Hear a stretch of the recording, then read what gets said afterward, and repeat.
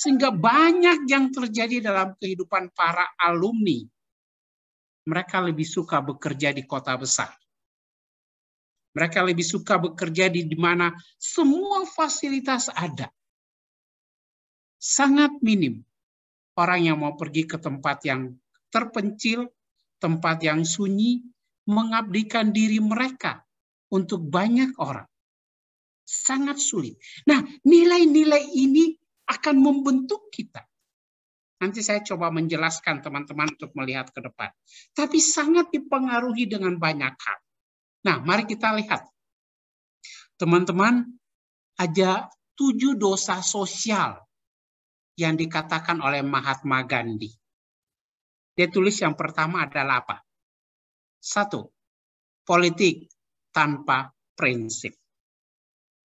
Coba kita lihat. Kehidupan orang-orang yang berpolitik, mereka tidak penting bagaimana prosesnya, bagaimana cara yang harus mereka lakukan sehingga mereka menjadi seorang pemimpin. Apakah mereka harus melakukan dengan jalan yang tidak benar? Bagi mereka itu bukan masalah. Yang penting mereka jadi pemimpin. Itu yang Mahatma Gandhi lihat, bahwa orang sudah tidak melihat lagi prinsip mana yang benar dan mana yang salah. Yang penting saya punya kekuasaan. Yang kedua, bisnis tanpa moralitas. Teman-teman, coba kita lihat sekarang. Orang sudah tidak penting lagi bagaimana bisnis yang benar. Orang sekarang yang berpikir adalah bagaimana mendapat uang yang banyak. Orientasi dia, wawasan dia adalah yang penting dapat uang yang banyak. Ya, tidak penting hal itu baik atau tidak baik, tidak penting. Ya, satu saat dalam kelompok PA-nya KJK lalu ada mereka yang berbicara tentang bagaimana orang-orang yang berbisnis dengan menggunakan kuasa-kuasa kegelapan. Ya, teman-teman, itu sekarang realita yang kita hadapi dalam kehidupan kita ini. Yang ketiga, pengetahuan tanpa karakter. Coba kita lihat. Banyak sekarang orang pintar. 2 hari yang lalu, salah satu adik PA saya ditipu ya oleh orang yang hacker temannya, lalu dia harus mentransfer sejumlah besar uang. Ternyata setelah dicek, temannya itu tidak pernah meminta. Tetapi dia merasa bahwa bahasa yang dipakai oleh hackers itu sama dengan bahasa yang dipakai oleh temannya. Dan dia sudah mengirim uang seperti itu. Pengetahuan yang dia punya. Dia sudah tidak berpikir lagi benar salah. Pengetahuan tanpa karakter. Yang keempat, sains tanpa kemanusiaan. Teman-teman, kita lihat saat ini. Orang-orang pintar mereka membunuh orang tanpa berpikir panjang. Tidak ada. Orang menciptakan nuklir, ya. Kita lihat akhir-akhir ini beberapa negara-negara besar menjadi masalah karena penemuan uranium yang akhirnya menjadi nuklir, dan itu menjadi sesuatu yang sangat berbahaya. Bagi mereka itu tidak jadi masalah. Yang kelima, ini yang paling sekarang lagi tren sekali, kaya tanpa kerja. Tipu di sana sini. Saya pikir teman-teman pernah dapat SMS, Anda beruntung mendapat hadiah, ya, sekian ratus juta. Jadi teman-teman, orang-orang sekarang sudah mengabaikan yang namanya etika, yang namanya kebenaran. Yang penting mereka makan, yang penting mereka hidup.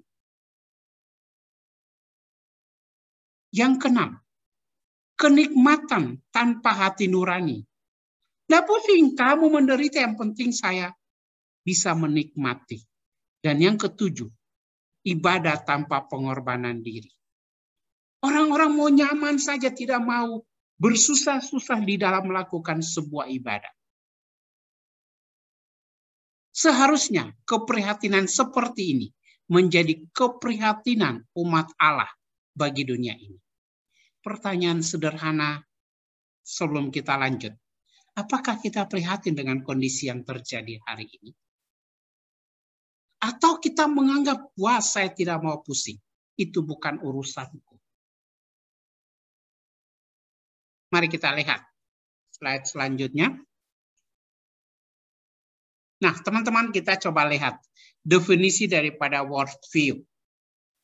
Seperangkat presuposisi atau asumsi, ya, terlepas benar atau salah yang kita pegang, sadar atau tidak, konsisten atau tidak, tentang kerangka dasar dunia yang kita hidup. Itu menurut James Sachs. Jadi menurut dia bahwa asumsi kita, apa yang kita pegang, kita tidak penting benar atau salah. Yang penting saya pegang itu pandangan. Yang penting saya punya wawasan seperti itu. Saya tidak mau pusing. Ada orang-orang yang seperti itu. Ya. Bahkan teman-teman, menurut Charles Kraft, dia katakan, kerangka asumsi-asumsi dan nilai-nilai yang mendasari perspektif seseorang terhadap realitas. Jadi, seseorang yang sudah punya perspektif ya terhadap sesuatu ya yang terjadi, realita yang terjadi. Worldview menentukan bagaimana seseorang memandang dan menafsirkan realita yang dihadapi. Jadi waktu kita punya pandangan yang benar, Christian worldview yang benar, maka kita akan menjadi orang-orang yang memandang semua isu-isu, semua apa yang terjadi dalam penafsiran realitas yang tepat.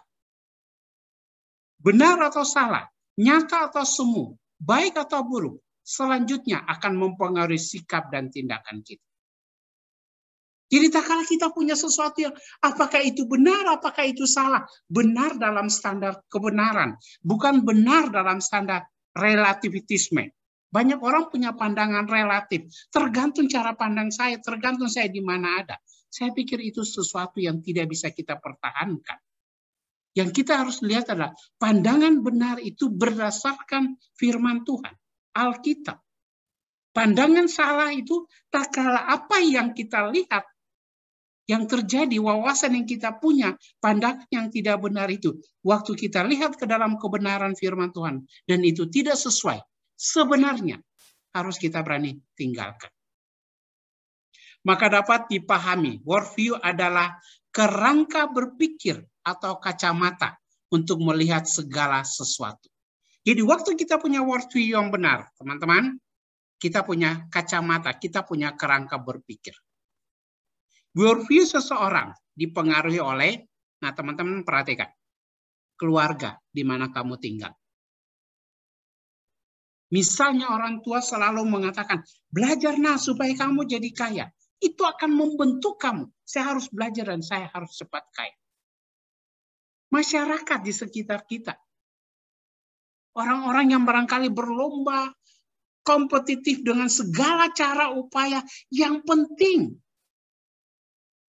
Atau pendidikan, sekolah yang kamu masuki hari. Saya harus menjadi dokter yang baik. Saya harus kaya. Saya harus ambil PPDS di bagian yang kaya, yang dimana banyak pasiennya.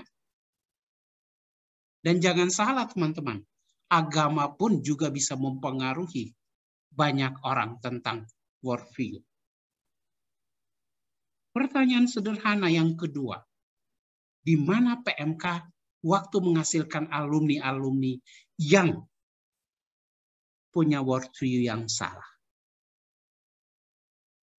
Saya pernah ketemu dengan salah satu alumni dari fakultasmu. Dia katakan buat saya, Kak, selama saya kuliah, saya sudah banyak mengeluarkan uang. Terlalu banyak saya mengeluarkan uang. Sekarang saya kerja, Kak, saya harus mendapat uang yang sebanyak-banyaknya. Padahal dia adalah orang yang cukup aktif di dalam PMK. Saya cukup kaget. Saya ada PA dengan beberapa alumninya teman-teman, yang ada yang lagi PPDS, ada yang dokter gigi, dokter umum, kami lagi belajar, dan kami sampai kepada satu pembahasan tentang nilai-nilai hidup yang ada. Sampai mereka berani berkata, tidak Kak, harus seperti ini. Kalau tempe makan cukup Kak. Saya cukup kaget ya. Kak, kalau saya ada uang tapi saya rasa saya punya mobil Avanza dan itu sudah cukup, itu saja Kak. Saya tidak akan menggantikan mobil karena saya punya banyak. Saya pikir, waduh, padahal semua orang tuh berharap dia bisa punya nilai. Dengan kekayaan itu kan menjadi nilai.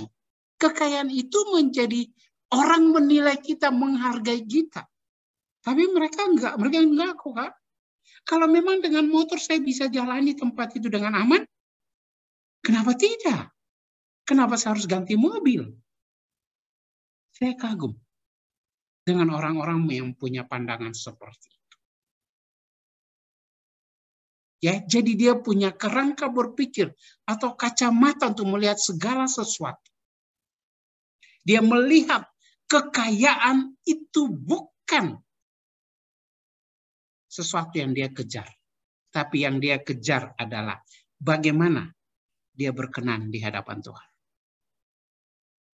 Itu nilai yang dia tanamkan. Bahkan untuk anak-anaknya, dia tanamkan seperti itu. Nilai yang harus didapati. Mari kita lanjut. Silakan slide selanjutnya. Nah teman-teman, ada 7 komponen dasar waktu kita memahami worldview. Yang pertama, apakah realitas yang paling utama? Apa yang menjadi realita? Apa yang menjadi keinginan banyak orang? Apakah saya sama dengan mereka semua? Yang kedua, apakah natur dunia di sekitar kita? Maksudnya, bagaimana dengan lingkungan di sekitar kita? Orang-orang yang di sekitar kita? Bagaimana mereka? Saya pikir teman-teman, kebenaran firman Tuhan itu jelas ya, bahwa kita bergaul dengan orang jahat, maka kita akan jadi jahat. Kita bergaul dengan orang baik, maka kita akan jadi baik. Jika bergaul dengan perokok, maka kita akan jadi perokok. Kita bergaul dengan peminum, pemabuk, maka kita akan menjadi pemabuk. Jadi, natur di sekitar kita itu seperti apa? Kalau kita bergaul dengan orang yang tukang gosip, maka kamu akan jadi tukang gosip. Kamu bergaul dengan orang yang tukang nyontek, maka hidup kamu akan terus nyontek. Sangat dipengaruhi oleh bagian itu. Yang ketiga, siapakah manusia? Siapakah saya? Kadang-kadang kita sulit menerima jati diri kita. Ada orang-orang yang tidak dapat menerima diri dia. Sehingga dia menekan diri dia. Yang keempat, apa yang terjadi setelah seseorang mati? Nah, teman-teman, ini bagian yang paling ditakutkan. Ya, bagian yang paling ditakutkan waktu bicara soal mati. Semua orang berpikir, aduh Tuhan, jangan saya mati. Saya pikir teman-teman, mati itu persoalan waktu Tuhan. Kita semua akan mati. Ya, walaupun kamu dokter sekalipun, kamu bisa pasang infus, ya, kamu bisa pasang O2 semua, tidak akan bisa mempertahankan umurmu. Kita semua akan mati. Tetapi masalah yang harus muncul dalam diri kita hari ini, apa yang terjadi setelah kita mati? Pernahkah teman-teman merenungkan bagian ini waktu teman-teman ada di dalam rumah duka, menyaksikan orang yang tertidur dengan kaku dan dingin dan dia mati, lalu bertanya pada dirimu sendiri, bagaimana dengan saya? Apa yang terjadi kalau saya mati? Nah, masuk ke Patane, atau masuk ke kuburan batu, atau masuk ke tanah, atau masuk ke mana? Ini menjadi pertanyaan, ya teman-teman. Terlalu banyak orang yang saya jumpai yang selalu pertanyaan saya itu begini bertanya, kalau kamu mati, kamu yakin nggak kamu masuk surga? Waduh Kak, tergantung Tuhan. Maksudnya tergantung Tuhan apa maksudnya? Ya saya manusia berdosa. Ya saya pikir teman-teman, betul kalau kita katakan kita manusia berdosa, betul saya tidak pungkiri. Tapi kan ada kematian Kristus. Untuk apa ada kematian itu? Kalau kita masih saja sampai hari ini kita takut mati. Tapi jangan teman-teman lalu karena kamu diputus cinta lalu baygon menjadi jawaban. Kamu diputus cinta, kamu gantung diri. Itu namanya bodoh dan neraka siap menerima kamu. Bukan seperti itu. Yang kelima, bagaimana kita bisa tahu sesuatu? Di saat ini teman-teman semua orang berusaha untuk tahu. Dan semua orang tahu lewat Google, ya. Orang cepat cari apa ini, walaupun masih dipertanyakan. Saya sendiri kadang-kadang menyaksikan, benar nggak atau salah nggak, karena ada banyak kontradiksi dari setiap Google yang muncul itu. Apalagi kalau bicara soal kesehatan. Saya selalu membayangkan, aduh benar nggak? Kenapa ini bilang tidak? Kenapa ini bilang boleh? Jadi semakin banyak orang mau tahu, lebih banyak. Yang keenam, bagaimana kita bisa tahu sesuatu itu benar atau salah? Nah ini, kalau saya sangat sederhana. Salah benarnya, lihat Alkitab. Kamu tidak perlu primbon. Kamu tidak perlu bersemedi. Kamu tidak perlu bertanya kepada angin apakah ini benar atau salah. Tidak perlu. Kamu perlu datang kepada Tuhan dalam firman-Nya. Maka kamu menemukan kebenaran itu. Dan yang terakhir, apakah makna sejarah manusia? Manusia ini ada di dunia untuk apa? Pertanyaan yang klasik. Untuk apa saya ada di dunia ini? Kenapa saya harus menderita? Kenapa saya harus susah? Saya pikir teman-teman, ini 7 komponen yang begitu banyak terjadi yang menjadi pertanyaan daripada banyak orang. Mari kita lihat selanjutnya. Nah teman-teman, ada beberapa konsep pandangan ya tentang atau golongan tentang worldview ini. Konsep yang pertama atau pandangan yang pertama adalah teistik. Itu agama Yahudi, agama Islam, agama Kristen. Mereka punya pandangan gini. Percaya kepada Allah pencipta. Jadi mereka semua percaya bahwa mereka itu adalah hasil ciptaan. Bahwa Allah itu penguasa semesta yang kita hidup. Dan dia adalah satu pribadi. Dia esa. Kita tidak percaya, orang Kristen tidak percaya tentang banyak pandangan yang katakan kita percaya kepada 3 Allah. Saya pikir itu pandangan yang salah. Kita percaya kepada Allah yang adalah pencipta. Saudara hadir, bukan karena saudara mau hadir. Atau saudara pesan kepada papa dan mama, Ma, pesan ya kalau sebentar saya dibentuk seperti gini ya Ma. Rambutku lurus, kulitku putih, mukaku oval, lalu ada lesung pipi. Tidak bisa seperti itu. Semuanya kembali kepada Allah yang adalah pencipta. Penguasa semesta. Dan dia adalah satu pribadi. Itu pandangan yang pertama. Pandangan yang kedua yang disebut dengan ateistik. Itu naturalisme dan postmodernisme. Mereka tidak percaya adanya Allah. Orang-orang yang ada di dalam zaman yang demikian modern. Mereka tidak percaya Allah. Bahkan mereka bilang, coba kamu buktikan kepada saya di mana ada Allah. Mereka tidak percaya. Itu pandangan. Dan pandangan yang ketiga teman-teman adalah panteistik.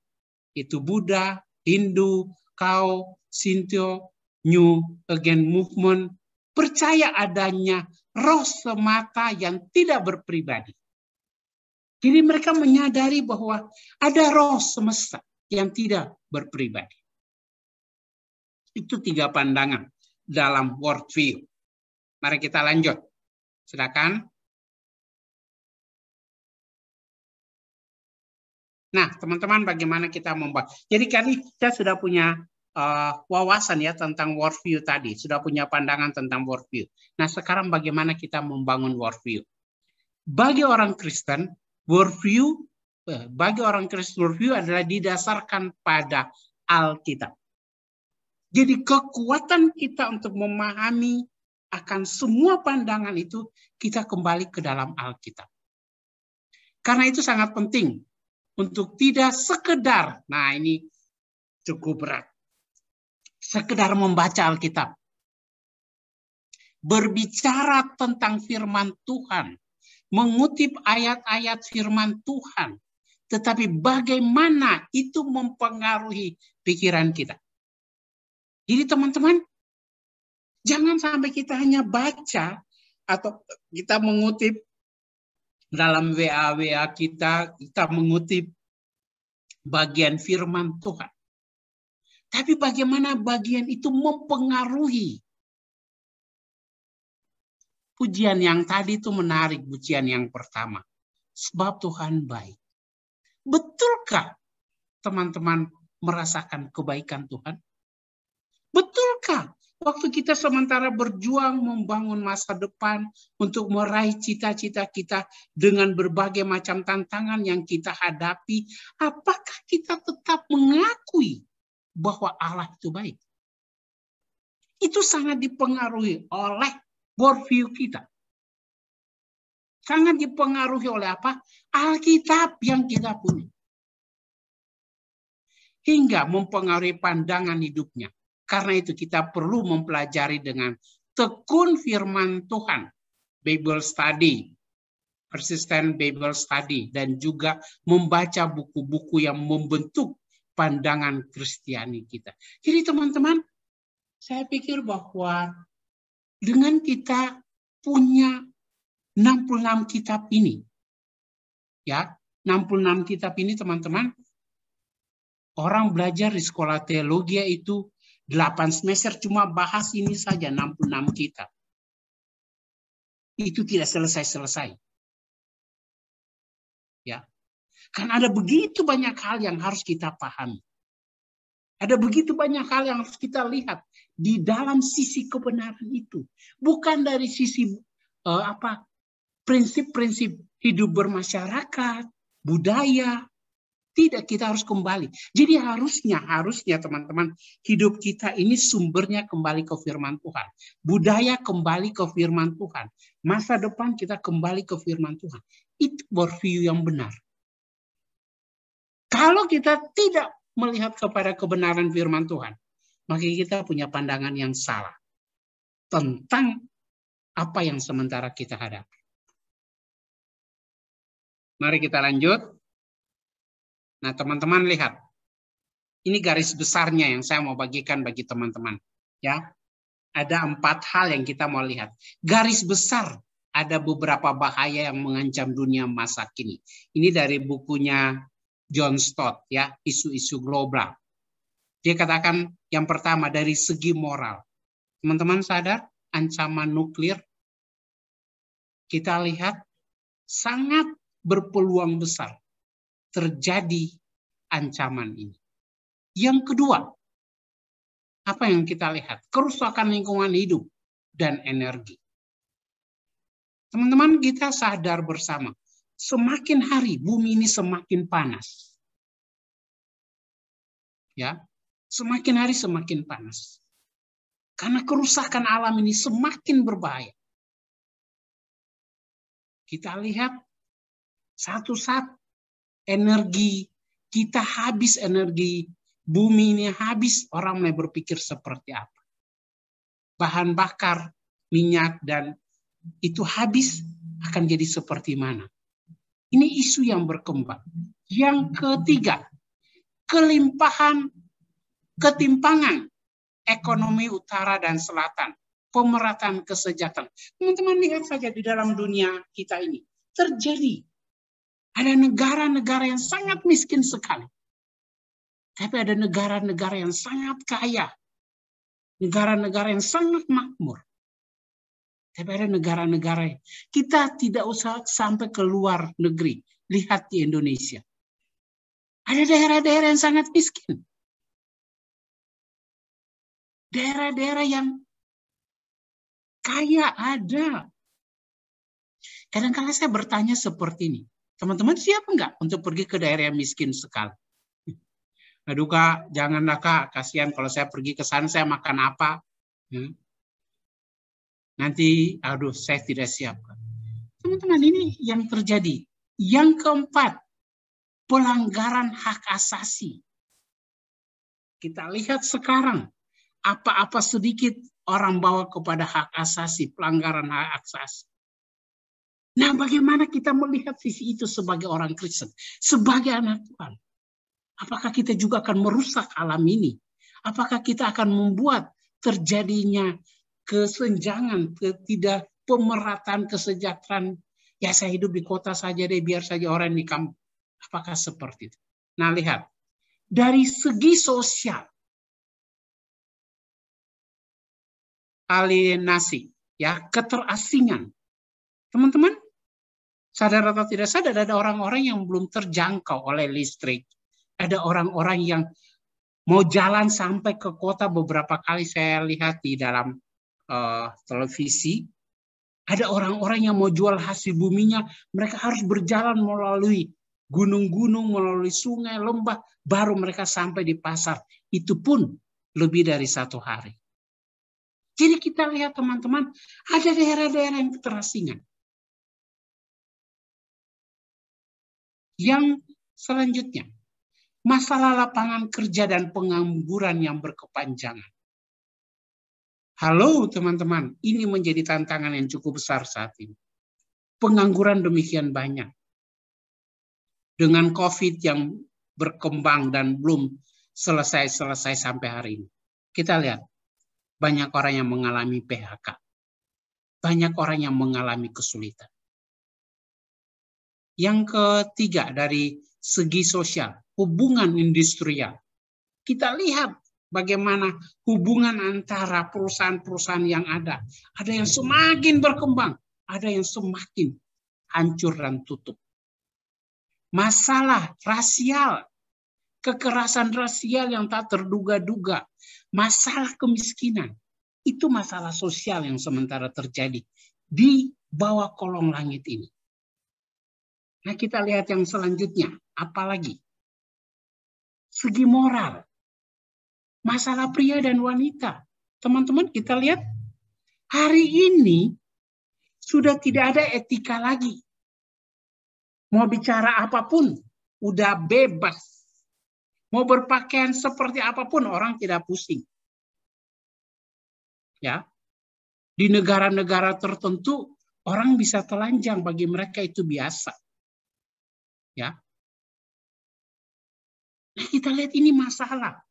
Orang melakukan hubungan seks di luar nikah pun bagi mereka biasa.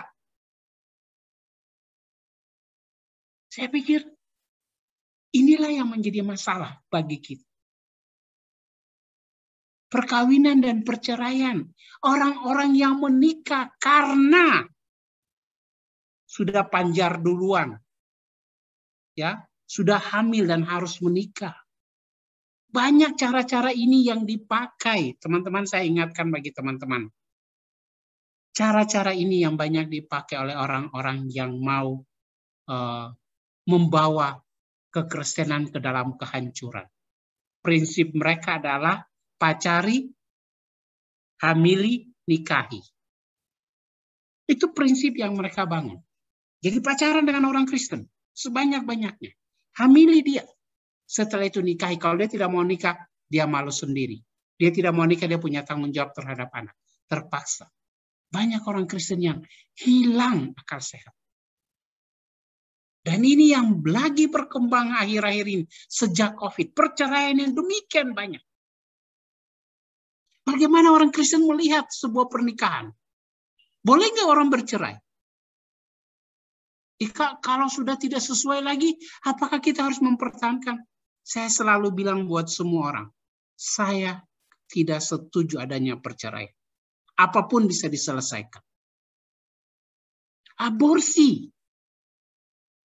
Ini semakin hari teman-teman lihat. Klinik-klinik aborsi berkembang demikian banyak. Sebenarnya kalau kita ada satu kasus yang pernah saya lihat kalau tidak salah ya di salah satu provinsi yang melakukan aborsi itu bukan dokter umum tapi dokter gigi. Bayangkan apa hubungannya gigi dengan kandungan, dia bisa melakukan itu. Hanya demi apa? Demi uang.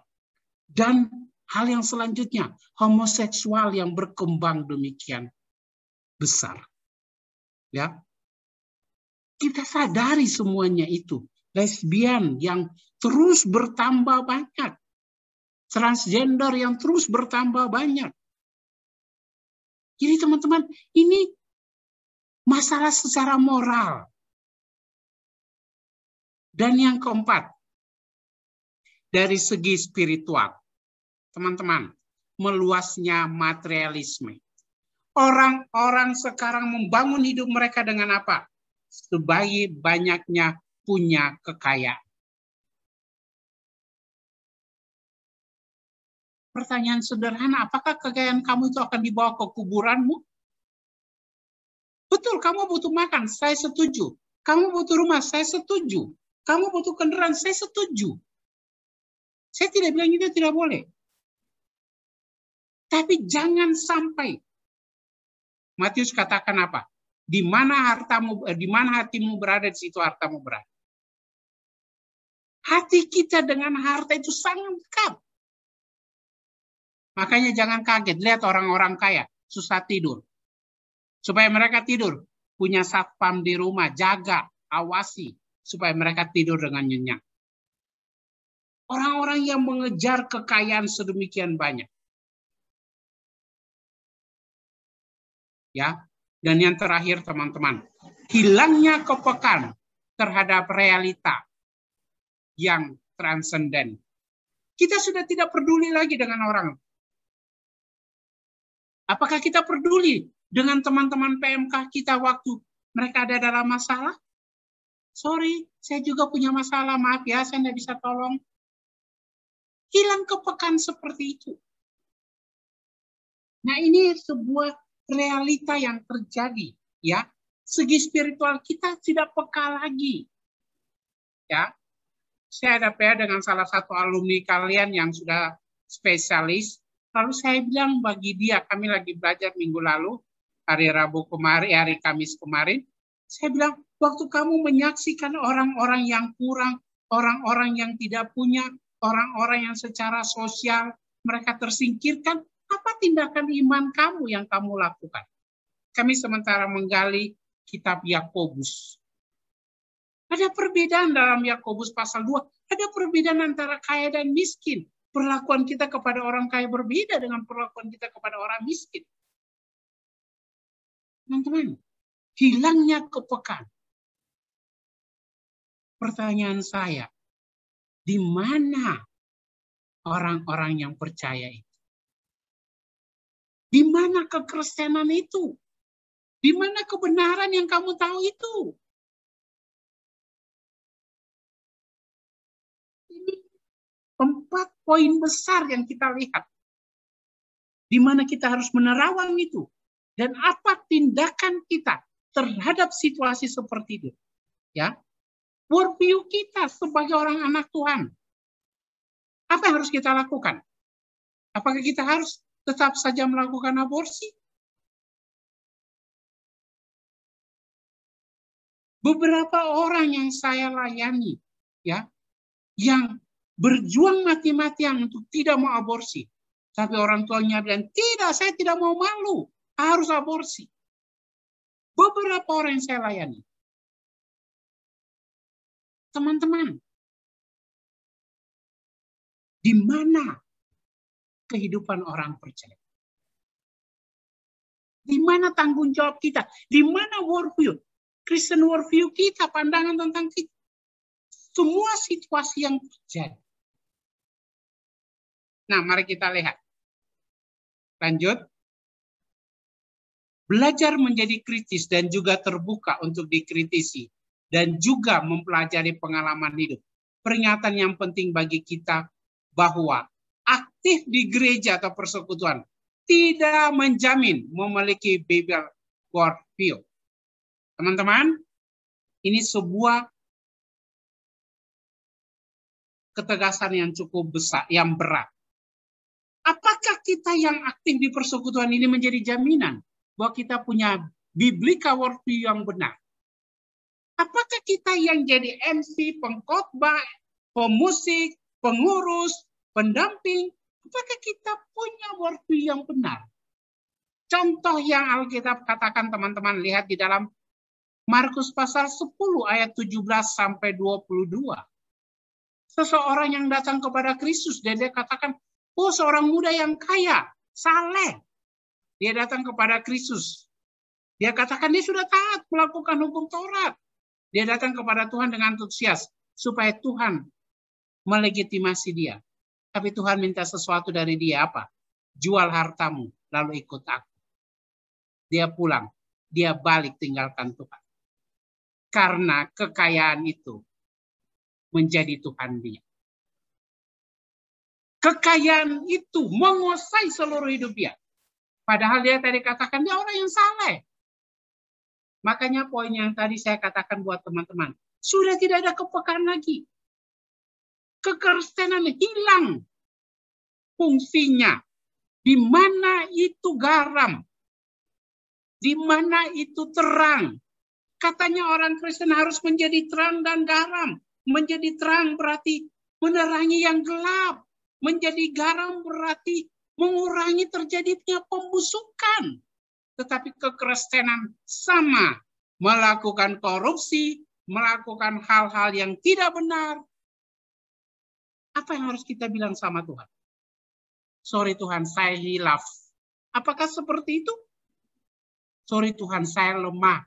Apakah seperti itu? Nah, saya mau berikan solusi bagi teman-teman semua. Supaya kita memiliki worldview yang baik, maka harus dimulai dari diri kita sendiri. Lihat Yohanes pasal 3, ayat 1 sampai dengan ayat yang ke-6. Mari kita buka sebentar Yohanes pasal 3, ayat 1 sampai dengan ayat yang ke-6. Kalau teman-teman memperhatikan bagian itu, maka teman-teman mendapati bahwa Nikodemus datang kepada Tuhan. Ya, ada seorang Farisi yang bernama Nikodemus, seorang pemimpin agama Yahudi. Dia datang pada waktu malam kepada Yesus dan berkata, Rabi, kami tahu bahwa engkau datang sebagai guru yang diutus Allah, sebab tidak ada seorang pun yang dapat mengadakan tanda-tanda yang engkau adakan itu jika Allah tidak menyertainya. Yesus menjawab katanya, aku berkata kepadamu, sesungguhnya jika seseorang tidak dilahirkan kembali, dia tidak akan melihat kerajaan Allah. Kata Nikodemus dan seterusnya. Teman-teman, sederhana sekali. Nikodemus ini adalah seorang pemimpin agama Yahudi. Seorang yang benar-benar hafal Taurat itu dengan sempurna. Kenapa dia datang waktu malam? Karena dia takut orang akan mendiskriminasi dia. Orang akan mengatakan kenapa seorang pemimpin agama datang kepada Yesus. Yang jelas-jelas ajarannya itu menurut mereka bertentangan dengan Yahudi. Dengan hukum Taurat. Tapi Tuhan katakan kepada Nikodemus, kalau engkau tidak dilahirkan kembali, maka engkau tidak akan bisa melihat kerajaan Allah. Hal yang kedua, kemudian dilanjutkan dengan pembaharuan yang menyeluruh terhadap sistem nilai yang dianut. Mari kita lihat Roma pasal yang ke-12. Teman-teman lihat Roma pasal 12 ayat yang kedua. Dia katakan apa? Janganlah kamu menjadi serupa dengan dunia ini, tetapi berubahlah oleh pembaharuan budimu, sehingga kamu dapat membedakan ya mana kehendak Allah, apa yang baik yang berkenan kepada Allah dan yang sempurna. Berarti selain kita mengalami pembaharuan akal budi, selain kita mengalami kelahiran kembali, maka kita perlu mengalami pembaharuan akal budi. Pikiran kita diubahkan. Worldview kita diubahkan. Kita punya pandangan yang benar tentang isu-isu yang tadi yang saya katakan itu, teman-teman. Yang ada 4 isu besar, lalu dibagi dalam berbagai macam poin. Kita bisa melihat dengan jelas apa yang Allah mau bagi kita. Oke, kita lanjut. Nah, teman-teman, ini komponen-komponen biblical worldview bagi kita semua. Yang pertama, apakah realitas yang paling utama? Allah yang tidak terbatas. Ya, dia adalah satu berpribadi, dia adalah transenden, ya, imanen, maha kuasa, maha tahu, dan baik. Jadi teman-teman, sebuah realitas yang saya harus bilang buat teman-teman hari ini dalam persekutuan kita. Allah itu adalah Allah yang baik bagi kita. Sebuah realita yang harus kita tahu. Ya, Allah tidak terbatas. Allah tidak bisa dijangkau oleh pikiran kita. Kita terbatas. Allah itu adalah satu pribadi. Ya, Allah itu adalah sesuatu yang dapat kita pahami. Transenden imanen. Ya, maha kuasa. Yang kedua, komponen yang kedua. Apakah natur dunia di sekitar kita? Dunia diciptakan oleh Allah.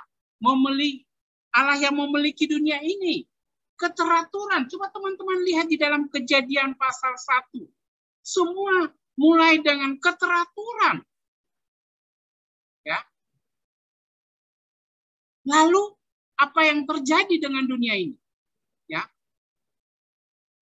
Dunia ini sudah dieksplorasi oleh banyak orang, sudah dikelola untuk kepentingan kita atau kepentingan Tuhan. Yang ketiga, siapakah saya?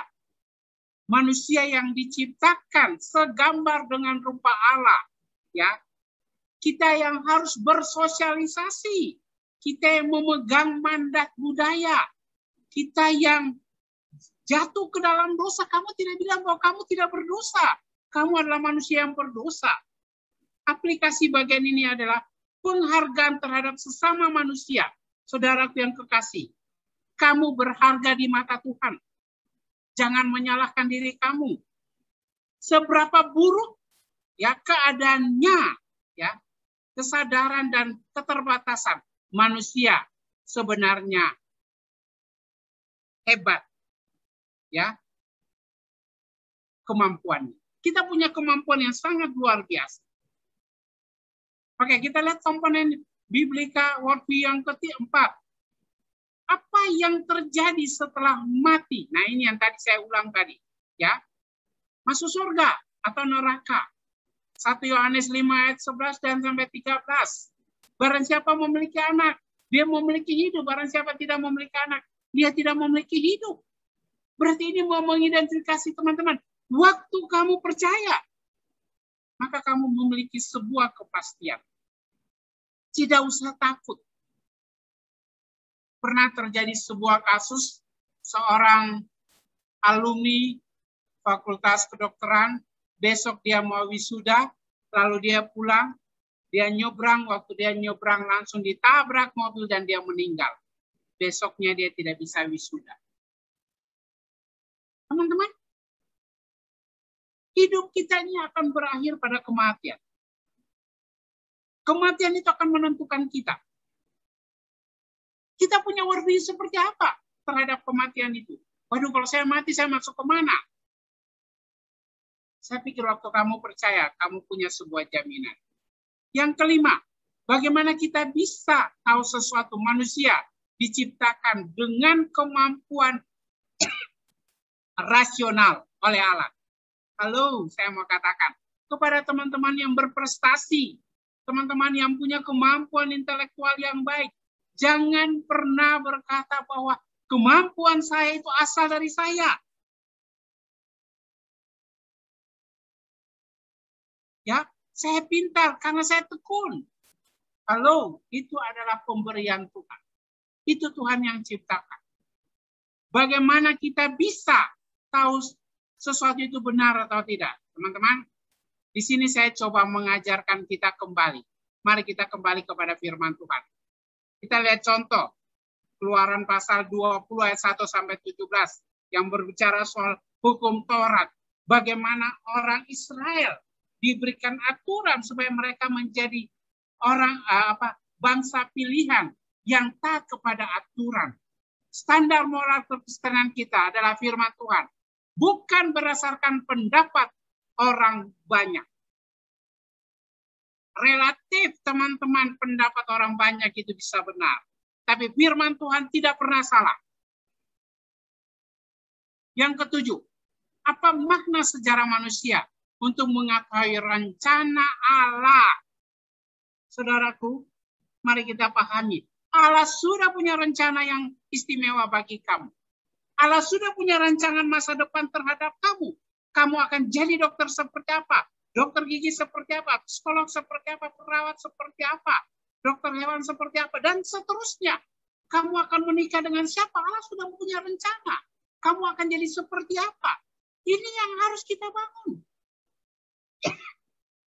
Kita punya worldview yang benar tentang masa depan kita. Sehingga teman-teman, kita tidak takut. Orang mau bilang apa? Saya belajar untuk taat selama saya kuliah. Saya belajar untuk disiplin. Saya belajar untuk tetap punya waktu dengan Tuhan. Apapun yang terjadi, itu yang terbaik yang Tuhan berikan bagi kita semua. Oke, kita lanjut. Nah, ini yang menarik teman-teman. Pertanyaannya, PMK dan Biblika Worldview. Visi daripada, saya pikir kalau pengurus itu sudah hafal, ya, visi PMK. Tapi yang saya mau bagi di sini adalah dengan hadirnya PMK akan menghadirkan alumni secara plural yang umum menjadi garam dan terang di tengah-tengah keluarga, gereja, masyarakat, bangsa, dan dunia. Berarti alumni PMK, FK, FKG akan menjadi terang dan garam. Itu worldview kita. Kita akan menjadi terang dan garam di mana saja. Di dalam keluarga kita. Di dalam gereja. Di mana kita beribadah. Di tengah-tengah masyarakat, bangsa, dan dunia ini. Itu yang hasil daripada PMK. Tak kala kita bisa melakukan. Nah, ini yang KJG kasih catatan penting. Maka persekutuan mahasiswa bukan sekedar tempat beraktivitas rohani. Bukan juga untuk menghasilkan pendeta dan penginjil. Ya, kita sadar teman-teman, ada PMK yang orangnya akhirnya terpanggil untuk menjadi seorang pendeta dan penginjil banyak. Ya. Untuk menghasilkan alumni semacam itu, maka seluruh pola pikir lama, nilai-nilai dari keluarga, masyarakat, kampus, dan lain-lain, dari setiap orang harus dibina. Yang dibina harus dibongkar dan ditata kembali sesuai dengan sistem nilai yang bersumber pada firman Tuhan. Berarti kita tahu, PMK punya sebuah tanggung jawab yang besar. Bagaimana mengubah orang-orang yang ada di dalam PMK ini. Agar mereka menyadari. Mereka punya tanggung jawab di tengah-tengah keluargamu. Kamu akan menikah dan menjadi keluarga Kristen yang benar. Kamu akan menjadi anggota gereja yang benar, yang punya pengajaran yang benar. Kamu hidup di tengah-tengah masyarakat dengan benar. Ya. Kamu berhidup di tengah-tengah bangsa ini dengan benar, di dalam dunia ini dengan benar. Itu yang harus menjadi profil, KJG katakan profil daripada PMK. Bagaimana PMK pengurus membawa orang-orang yang ada dalam pelayanan ini.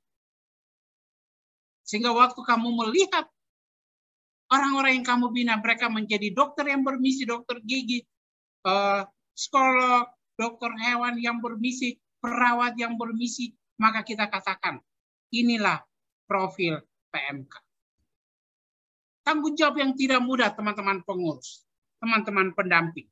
Bagaimana kita bisa membuat orang-orang itu menggarami Kita harus punya worldview seperti itu. Tanggung jawab kita bina mereka sebaik mungkin. Dengan waktu mereka lepas daripada PMK, mereka betul-betul tidak melakukan hal yang bertentangan dengan kebenaran firman. Terlalu banyak teman-teman yang kita dapat. Terlalu banyak. Ya, lanjut. Nah, teman-teman, langkah-langkah untuk kita bisa membangun worldview yang benar. Prasyarat pertama, teman-teman, hidup baru dalam Kristus. Ya, mari kita menjadi manusia baru di dalam Kristus. Kita diubahkan oleh Kristus. Kita menjadi manusia-manusia yang baru, yang kita tinggalkan segala perbuatan-perbuatan ketidakbenaran. Sekarang saya hidup di dalam kebenaran. Yang kedua, kita punya basic knowledge. Apa itu? Pemahaman tentang Alkitab itu dengan baik. Ada orang-orang yang memakai ayat-ayat Alkitab itu, teman-teman, untuk menjatuhkan kekristenan. Ada orang yang mengatakan di dalam Keluaran akan datang seorang nabi, lalu nabi itu mereka nafsirkan bahwa adalah nabi dari saudara sepupu kita. Saya pikir salah benar. Bahkan kalau teman-teman melihat di dalam Galatia, ada orang-orang yang menyerang kekristenan dengan katakan, kalau teman-teman perhatikan di dalam Galatia dikatakan kita nggak punya waktu, terkutuklah orang yang tersalib.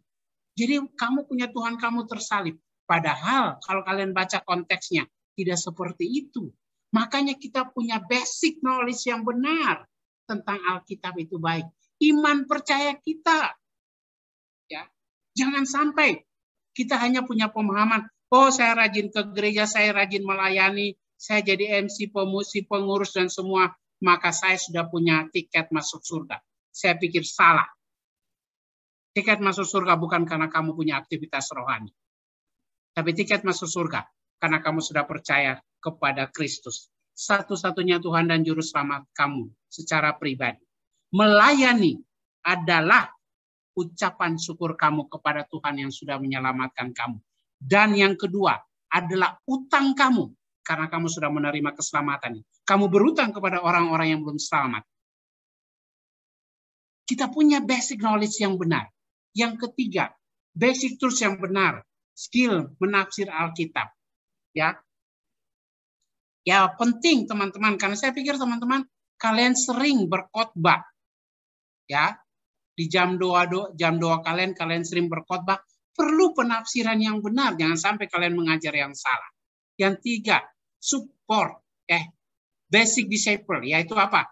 Reading, Bible reading, PA. Nah, saya pikir ini pertanyaan yang paling besar sekali yang menjadi masalah PMK. Moga-moga tidak lagi di kepengurusan ini. Bagaimana dengan PA kita? Kadang-kadang ini menjadi masalah besar, ya. Yang kelima, support inner interest seperti punya PA, punya sahabat doa, punya mentor, atau punya orang-orang yang bisa mengawasi kita, dia memonitoring kita. Itu penting. Dan terakhir teman-teman, interaksi dengan dunia lain, worldview lain. Lewat apa? Tulisan, buku, diskusi, pergaulan sehari-hari di kampus, di tempat kerja, atau di mana saja. Jadi kita punya worldview kita semakin hari semakin lebih baik. Lalu kita lihat. Lanjut. Tidak dapat dipungkiri, kita menghadapi anggapan bahwa kekristenan adalah peninggalan masa lalu. Tetapi kita tetap percaya kebenaran itu terus bertumbuh. Meskipun menghadapi berbagai tantangan intelektual yang baru. Mengutip kalimat daripada Urban dalam bukunya Sejarah Ringkasan Pemikiran Kristen, suatu persiaran intelektual harus merupakan sebuah perjalanan menuju kebenaran. Jadi dia katakan bahwa siara intelektual kita itu adalah menuju kepada sebuah kebenaran. Perjalanan intelektual kita adalah perjalanan menuju kepada kebenaran. Itu secara khusus mencirikan perjalanan kekristenan. Karena visi yang kaya dan subur membuat suatu pengabdian pada kebenaran. Menarik teman-teman. Tak kala kita punya worldview yang benar, maka kita adalah orang-orang yang akan mengabdi kepada kebenaran itu. Kita tidak tinggalkan kebenaran itu. Kita tidak mengabaikan kebenaran itu. Atau kita melupakan kebenaran itu. Tapi kita adalah orang-orang yang mengabdikan. Melakukan, taat, menghidupkan kebenaran itu dalam hidup kita setiap hari. Itu yang harus kita bangun sebagai mahasiswa Kristen. Dimanapun Tuhan berikan, jurusan apapun yang Tuhan berikan bagi kamu hari ini. Jangan berkecil hati. Aduh, saya hanya di fakultas ini. Aduh, masa depanku bagaimana? Teman-teman, KJK mau bilang, masa depan kita bukan ditentukan oleh fakultas dan jurusan. Masa depan kita ditentukan oleh Tuhan. Tak kala kita hidup dalam Tuhan, maka Tuhan memberikan kita masa depan yang. Tidak usah kita pusing dengan orang lain, dengan kehidupan masyarakat dia atau dia kayak dia begini karena dia ini, dan saya pikir salah kalau kita punya worldview seperti itu. Berarti kita sementara mengabaikan Tuhan sebagai sumber berkat bagi hidup kita. Yang harus kita bangun hari ini, belajar taat, belajar melakukan kebenaran, mengabdikan hidupmu kepada kebenaran itu. Maka kamu akan melihat hidup kamu lebih baik. Oke, lanjut. Ya, jikalau kamu tetap dalam firman-Ku, kamu akan mengetahui kebenaran, dan kebenaran itu akan memerdekakan kamu. Menarik teman-teman. Yohanes pasal 8 ayat 31-32. Jika kita berada di dalam firman, kamu akan tahu kebenaran itu. Kamu akan punya worldview yang benar. Kamu tahu semua isu-isu yang terjadi di dalam kehidupan kita ini. Bahkan teman-teman, hari ini kita tahu bersama-sama ada orang-orang yang punya pandangan yang salah tentang vaksinasi. Mereka berkata bahwa dengan vaksin maka bisa merubah menjadi gen kita, lalu menghasilkan chip, yang akhirnya chip itu dipakai sebagai alat pembayaran, dan itu adalah lambang daripada antikristus. Ada orang-orang seperti itu yang ada. Saya hampir setiap saat itu dapat kiriman seperti itu. Karena mereka bilang, Kak, jangan kamu vaksin. Tidak baik. Itu adalah sebuah ajaran yang sesat. Teman-teman, saya sangat sedih melihat orang-orang seperti itu. Apakah PMK kita juga seperti itu? Kekristenan harus terus menghadapi isu-isu yang muncul. Baik klasik maupun kontemporer. Dan biarlah kita melihat sebagai tugas, nah ini, tugas yang baru untuk memikirkan kejayaan kebenaran firman Tuhan. Jadi kita tidak menyalahkan isu-isu atau masalah yang terjadi. Tetapi isu-isu itu kita harus lebih kuat. Orang boleh bilang, kamu kolot banget, kamu percaya Tuhan, coba kamu buktikan mana Tuhan kamu. Coba kamu buktikan kepada saya. Oke. Dengan demikian tidak menciut kita dengan iman kita. Saya sudah belajar taat, saya tidak nyontek, saya tidak pasti tugasnya teman. Saya belajar disiplin, saya melayani Tuhan. Kenapa nilaiku seperti ini, Kak? Tuhan lagi butuh kamu belajar lebih kuat lagi. Tidak usah salahkan Tuhan, tidak salah Tuhan. Saya ingat sekali saya pernah hadir dalam Natalnya PMK. Tahun berapa saya lupa. Lalu ada fragmentasi yang berbicara, Kak, kami sudah melayani, sudah begini, tapi nilaiku tidak sama seperti dia. Dia tidak melayani, tapi dia baik. Teman-teman, saya hanya mau bilang, masa depan kamu ditentukan oleh Tuhan. Belajar sungguh-sungguh secara total. Melayani secara total. Maka kamu akan melihat Tuhan akan memberikan masa depan bagi kamu secara baik. Sehingga teman-teman, mari kita punya komitmen bersama. Sebagai orang Kristen, sebagai anak-anak Tuhan. Kita punya dua komitmen penting. Satu, komitmen terhadap Alkitab sebagai firman Allah yang tertulis. Ini Alkitabmu, yang 66 kitab ini adalah kebenaran Allah, firman Allah yang tertulis. Yang perlu kamu baca, yang perlu kamu renungkan, yang perlu kamu pahami. Lalu lakukan itu. Dan terakhir adalah komitmen kepada dunia di mana kamu ditempatkan. Kita tidak bisa menghindar dari dunia ini, teman-teman. Kita tidak bisa, saya tidak mau tinggal lagi di dunia ini, saya mau pergi. Gak bisa. Kamu akan tetap ada. Dimanapun kamu akan ketemu manusia. Kecuali kalau kamu sudah mati, kamu cuma ketemu Tuhan saja. Ya. Kita akan ketemu dengan banyak orang dengan berbagai macam pandangan, sudut pandang yang berbeda. Bisa nggak orang tua kamu dan kamu punya pandangan yang berbeda? Oh, bisa sekali. Jangan pernah bilang tidak bisa. Oh, bisa sekali. Tapi waktu kamu punya worldview yang benar, waktu PMK sudah membina kamu dan sudah mengubah hidup kamu, dan kamu punya akal budi yang dibaharui, maka kamu melihat dunia ini. Dengar baik-baik KJK katakan, dunia ini adalah misi Allah untuk kamu. Kamu tidak bisa menarik diri kamu dari dunia ini, tetapi kamu diutus ke dalam dunia ini. Untuk apa? Melakukan tugas kamu sebagai anak-anak Tuhan. Berhadapan setiap isu, setiap pandangan yang dihadapi, mari kita berpikir dalam kebenaran dengan hati yang tulus, dengan pimpinan Roh Kudus. Kita belajar untuk bisa menjawab tantangan zaman ini. Lalu yang terakhir, teman-teman, slide terakhir, silakan. Panggilan hidup Kristiani adalah hidup dari firman di dalam dunia, bukan di luar dunia. Kita tidak sekedar hidup di dalam dunia, kita adalah mitra kerja Allah dalam memulihkan dan membaharui dunia ini. Teman-teman, kita adalah mitra Allah. Allah mengutus kita ke dalam dunia ini. Karena itu dunia merupakan keterlibatan bahkan kepemimpinan Kristen. Kalau kita ingat doa Bapa kami, kita meminta datanglah kerajaan Allah di dalam dunia. Allah adalah raja di mana firman-Nya berlaku terhadap setiap isu. Ya, teman-teman. Sebentar, saya cek dulu, saya sudah mau lobet.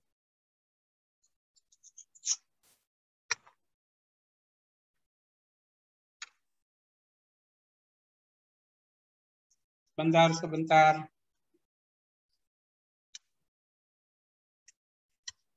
Oke. Jadi teman-teman kita lihat sama-sama. Maukah kita berpikir dalam terang firman-Nya tentang aborsi, perang, kerusakan lingkungan hidup, pelanggaran hak asasi manusia, kemiskinan, pengangguran, dan isu-isu lain. Mari teman-teman kita menyadari bagian itu. Lanjut. Nah, ini bagian terakhir, teman-teman. Contoh skema perumusan Christian Worldview 1. Memahami atau punya pengertian atau batasan isu yang dibahas. Apapun yang dibahas, kita punya pengertian yang benar. Yang kedua, melakukan tinjauan isu itu. Coba kita melakukan analisa isu itu dengan baik. Yang ketiga, melakukan tinjauan Alkitab terhadap masalah tersebut. Jadi jangan sampai hanya berdasarkan sains saja, logika saja, intelektual saja. Tapi kita harus kembali kepada firman Tuhan. Dan yang keempat, buat kesimpulan atau kamu punya pandangan terhadap isu itu seperti apa. Ini perkataan orang bijak. Cara pandang selalu berakhir dengan tindakan. Karena apa yang dinilai dan dipikirkan menuntut pada keputusan dan tindakan. Apa yang teman-teman pahami tentang kebenaran firman Tuhan hari ini? Menuntut kita untuk melakukan sebuah keputusan dan tindakan dalam hidup kita. Kiranya ini dapat menolong teman-teman untuk memahami bagaimana worldview kita di tengah-tengah kehidupan selaku mahasiswa atau selaku alumni daripada PMK. Kita adalah orang-orang yang diutus. Kita hidup dengan berbagai isu-isu yang terjadi. Tapi teman-teman, percaya. Sekali lagi KJK katakan percaya. Tuhan tidak tinggalkan kamu. Tapi Tuhan akan menolong kamu. Sehingga kamu menjadi saluran berkat. Kamu menjadi mitra Allah di tengah-tengah dunia ini. Tuhan berkati teman-teman semua. Saya serahkan kembali kepada MC. Katanya ada mau yang tanya jawab. Tapi saya tidak tahu sampai jam berapa. Silakan MC.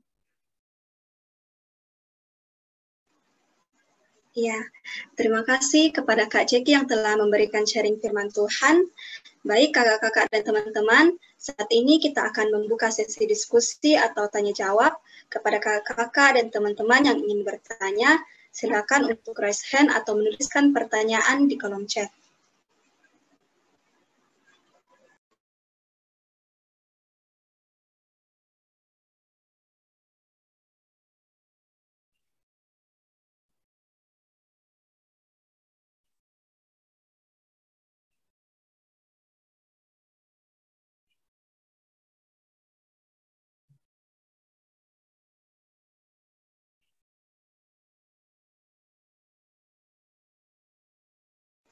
Sekali lagi, baik kakak-kakak dan teman-teman, jika ingin bertanya, silakan untuk raise hand atau menuliskan pertanyaannya di kolom chat.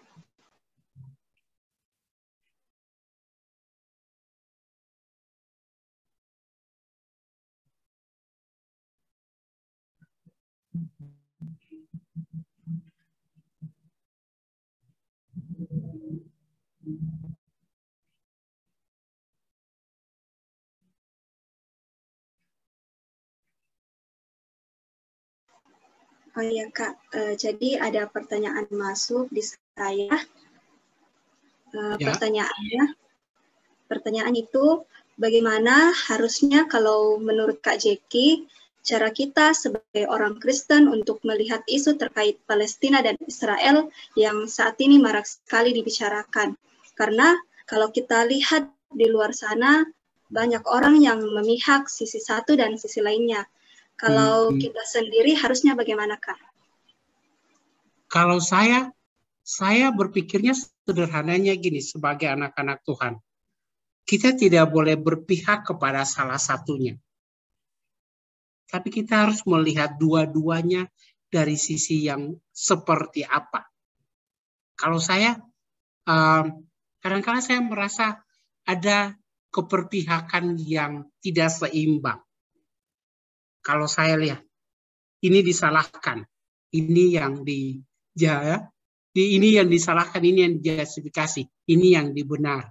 Lalu itu yang dibangun worldview itu kepada banyak orang, pandangan itu seperti itu. Kalau saya sebagai orang percaya, itu sikap yang salah. Itu satu. Yang kedua sebenarnya teman-teman, kita harus melihat apa makna politik yang ada di dalam bagian ini. Punya makna yang luar biasa. Ya, maknanya terlalu dalam yang perlu kita lihat kondisi seperti ini. Agar kita tidak menjustifikasi. Ya, kita lihat orang-orang yang menyatakan ini yang salah, akhirnya kena hukuman, ditarik, kena DO, ada yang kena DO di sekolah gara-gara salah dia. Nah ini teman-teman, saya pikir sebagai orang Kristen satu, tidak usah kita berkomentar yang menjustifikasi, tapi bagaimana kita bisa menolong orang untuk memahami kebenaran itu. Yang kedua, kalau kita memang tidak bisa, maka langkah yang kita bisa lakukan, mari kita berdoa supaya Tuhan yang berdaulat terhadap semuanya itu.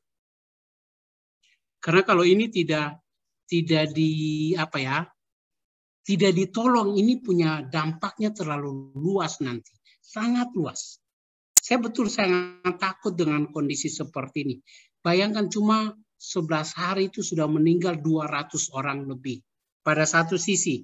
Pada sisi yang lain ada sekitar 11 atau 12 orang yang meninggal. Ya, semoga saya tidak salah dengar sebutan itu. Nah, kita lihat sama-sama ada korban. Tapi bentuk penilaian orang terhadap dua bagian ini, dua negara ini berbeda-beda. Ada orang yang membela loh. Orang di Indonesia banyak juga yang membela mereka yang menjustifikasi negara yang satu ini. Saya pikir janganlah kita masuk ke arena itu kalau kita rasa kita belum tahu banyak. Baiklah, kita ambil waktu untuk berdoa saja buat mereka. Saran saya seperti itu. Indri. Ya, terima kasih Kak. Baik, kepada kakak dan teman-teman, apakah masih ada yang ingin bertanya? Saya persilakan.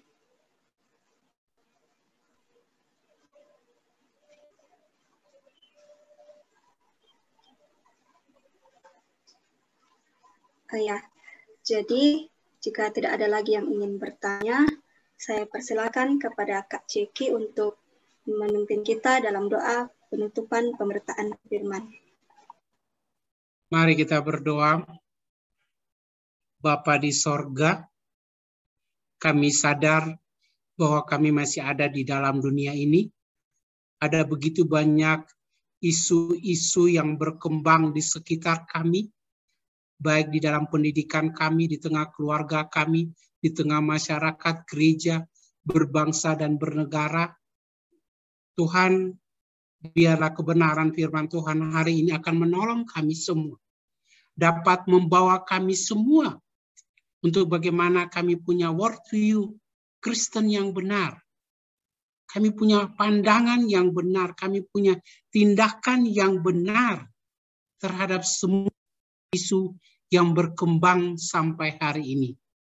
Tuhan memberkati pengurus PMK agar mereka dapat membina setiap mahasiswa PMK FKFKG untuk mereka boleh menjadi mitra Allah di tengah-tengah dunia ini. Iya Bapak.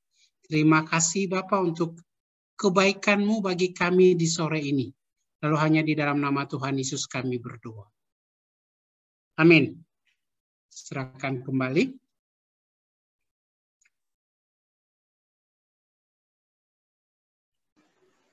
Baik, sekali lagi saya ucapkan terima kasih kepada Kak Jeki yang telah memberitakan firman Tuhan yang begitu memberkati kita di sore hari ini.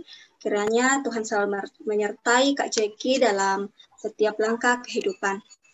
Firman Tuhan yang sudah diajarkan kepada kita bahwa setiap orang memiliki cara pandang hidup di dunia ini dan itu dapat mempengaruhi nilai-nilai hidup dan tindakan kita. Sebagai orang Kristen, worldview kita didasarkan pada Alkitab. Oleh karena itu, penting untuk tidak sekedar membaca, berbicara, ataupun mengutip firman Tuhan. Tetapi, bagaimana firman Tuhan dapat mempengaruhi pikiran dan pandangan hidup kita. Mari kita hidup baru di dalam Kristus dengan menjadikan kebenaran firman Tuhan menjadi pilihan dan pandangan hidup kita agar kita dapat membedakan mana kehendak Tuhan yang baik, yang benar, dan yang berkenan bagi Allah, serta tidak lagi menjadi serupa dengan dunia ini. Untuk merestui